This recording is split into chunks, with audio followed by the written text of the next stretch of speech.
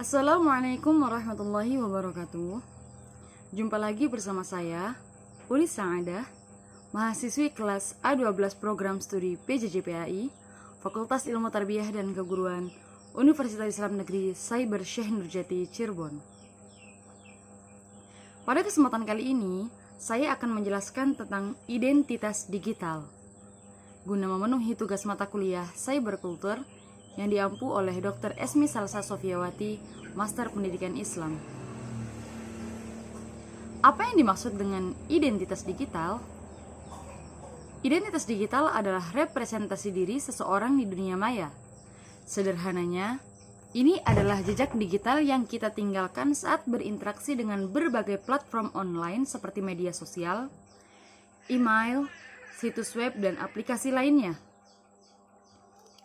Dalam memahami identitas digital, kita perlu terlebih dahulu memahami tentang konsep daripada identitas di dunia digital, pengaruh media sosial pada pembentukan identitas, serta isu autentisitas dan keaslian di ruang cyber.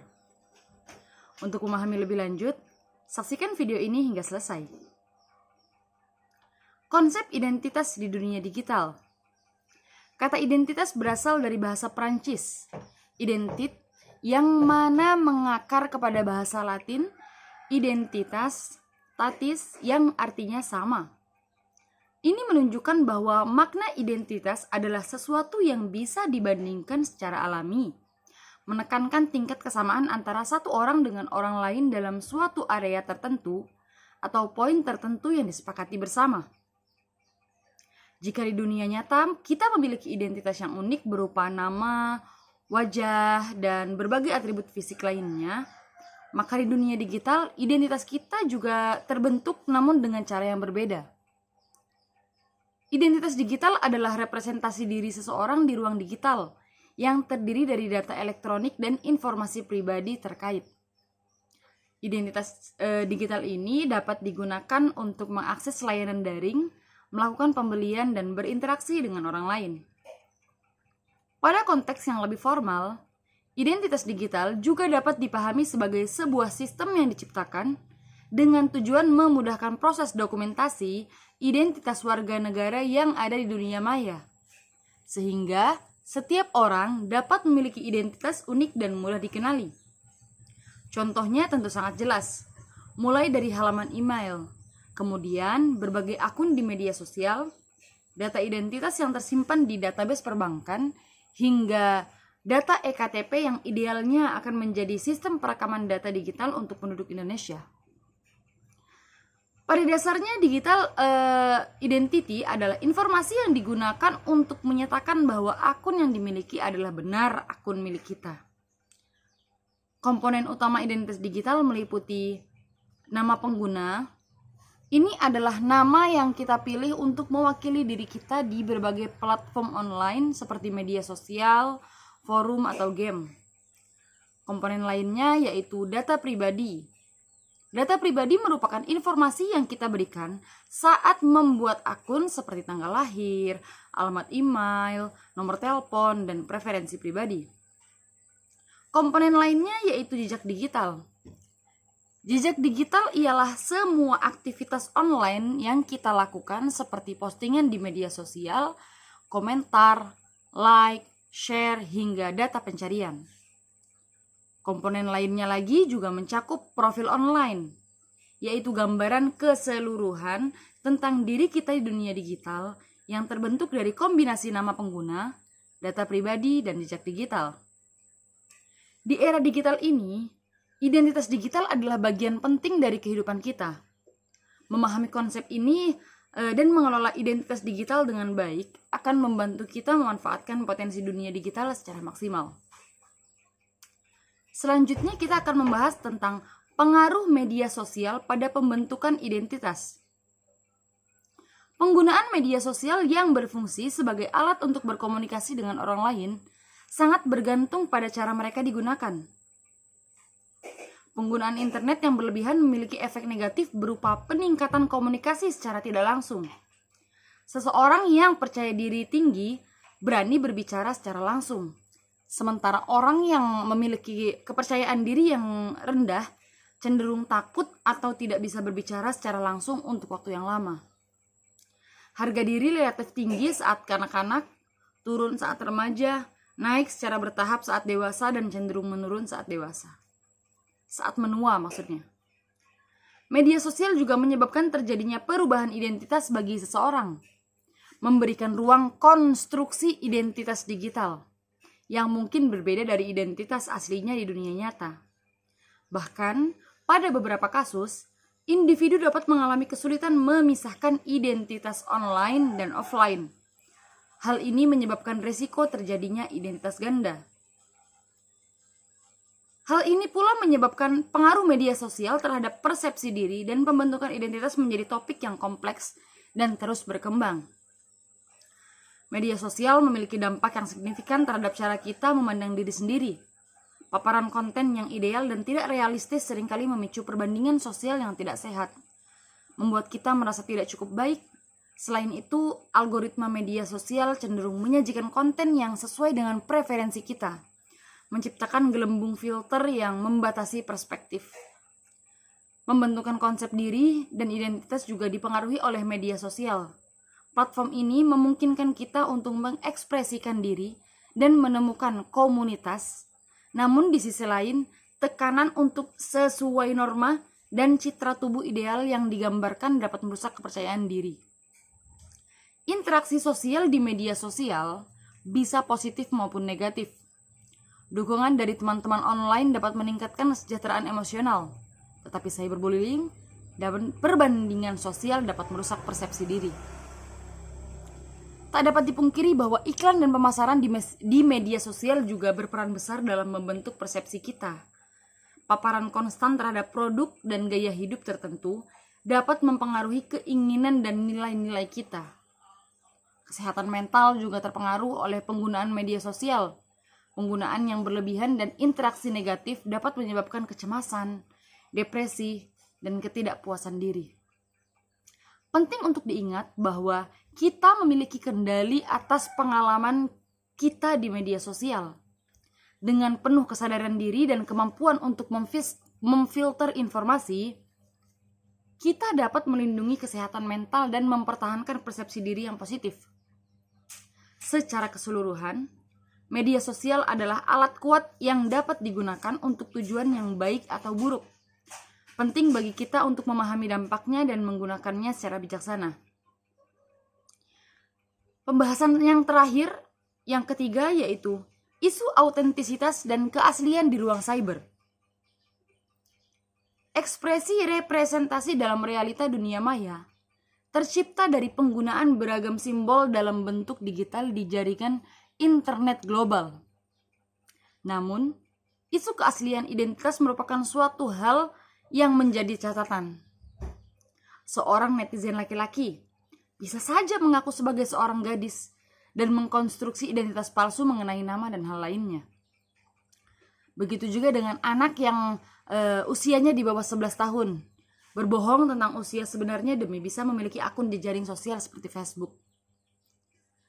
Perkembangan teknologi digital yang pesat ini telah mengubah lanskap informasi secara drastis.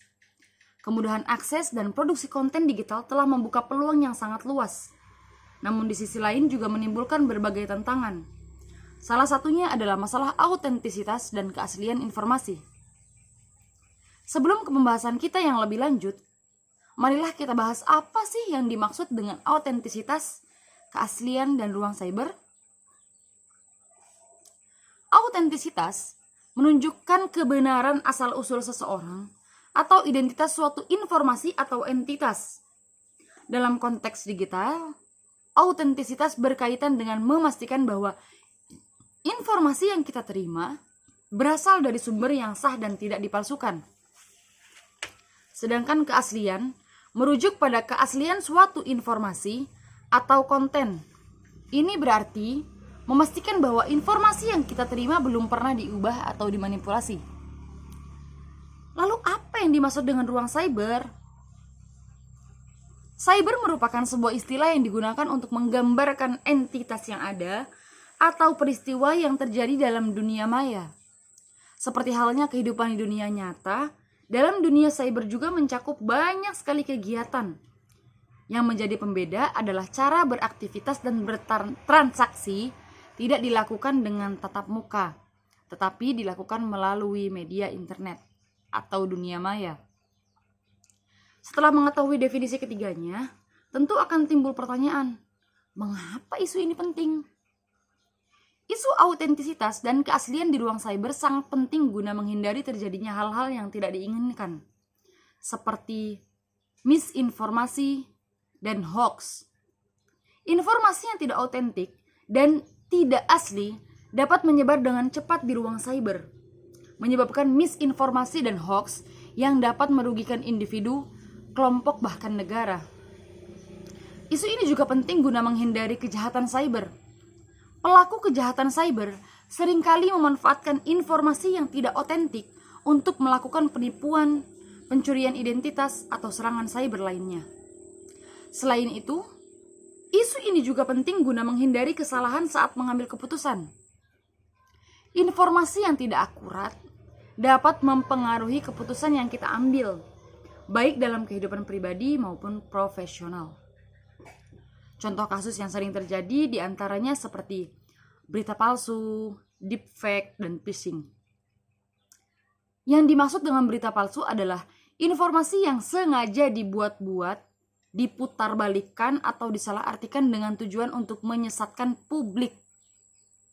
Berita palsu tidak memiliki dasar fakta yang kuat dan seringkali mengandung unsur hoax atau fitnah. Platform media sosial seperti Facebook, Twitter, Instagram, dan lainnya menjadi sarana yang sangat efektif untuk menyebarkan informasi termasuk berita palsu.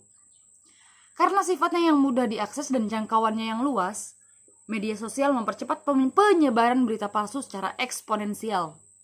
Tentunya berita palsu yang disebarluaskan melalui media sosial dapat memicu konflik dan perpecahan. Adapun teknologi deepfake merujuk pada sebuah teknik yang memanfaatkan kecerdasan buatan atau AI untuk memanipulasi media seperti video dan audio. Dengan teknologi ini, seseorang dapat mengganti wajah, suara, atau bahkan gerakan seseorang dalam sebuah video sehingga terlihat sangat nyata. Padahal, sebenarnya itu adalah hasil manipulasi. Hal ini biasanya dilakukan untuk mencemarkan nama baik seseorang. Teknologi deepfake memungkinkan seseorang untuk membuat video atau audio yang sangat realistis namun palsu, yang dapat digunakan untuk mencemarkan nama baik seseorang pastinya. Sedangkan phishing adalah upaya untuk mendapatkan informasi pribadi seseorang secara ilegal dengan cara menipu atau mengelabui korban. Pelaku phishing biasanya akan membuat email atau situs web yang dirancang menyerupai aslinya. Misalnya, mereka akan membuat email yang seolah-olah berasal dari bank atau situs belanja online yang sering kita gunakan. Tujuan utama dari phishing adalah untuk mendapatkan informasi pribadi kita yang bersifat sensitif. Informasi ini bisa berupa kata sandi, nomor kartu kredit, atau informasi pribadi lainnya seperti nama lengkap, alamat, nomor telepon, dan tanggal lahir untuk melakukan transaksi ilegal. Cara kerja phishing, pelaku biasanya akan mengirimkan email atau pesan yang berisi tautan atau lampiran berbahaya. Jika kita mengklik tautan tersebut atau membuka lampirannya, secara tidak sadar kita akan diarahkan ke situs web palsu atau menginstal malware di perangkat kita. Situs web palsu ini dirancang untuk mencuri informasi login kita ketika kita memasukkannya. Serangan phishing memanfaatkan email ini untuk kejahatan yang tidak bisa dimaafkan. Adapun upaya yang dapat kita lakukan untuk mencegah dan mengatasi terjadinya serangkaian fenomena di era digital ini adalah dengan beberapa cara. Yang pertama yaitu selalu periksa sumber informasi sebelum mempercayainya. Pastikan sumber tersebut terpercaya dan memiliki reputasi yang baik. Yang kedua yaitu waspada terhadap informasi yang terlalu sensasional. Sebab informasi yang terlalu sensasional atau tidak masuk akal seringkali merupakan tanda berita palsu. Yang ketiga, gunakan alat verifikasi untuk membantu memverifikasi gambar, video, atau informasi lainnya. Yang keempat, jaga kerahasiaan data pribadi Anda untuk mencegah pencurian identitas. Dan yang kelima yaitu, dengan meningkatkan literasi digital, kita dapat lebih cerdas dalam memilah informasi yang kita terima di ruang cyber. Kesimpulannya, isu autentisitas dan keaslian di ruang cyber merupakan tantangan yang kompleks dan terus berkembang. Namun, dengan kesadaran dan upaya bersama, kita dapat mengurangi dampak negatif dari informasi yang tidak akurat dan melindungi diri kita serta orang lain dari berbagai ancaman cyber. Cukup sekian yang dapat saya sampaikan, kurang lebihnya mohon maaf, semoga bermanfaat. Akhirul kalam, wallahul muwaffiq ila aqwamit thoriq. Wassalamualaikum warahmatullahi wabarakatuh.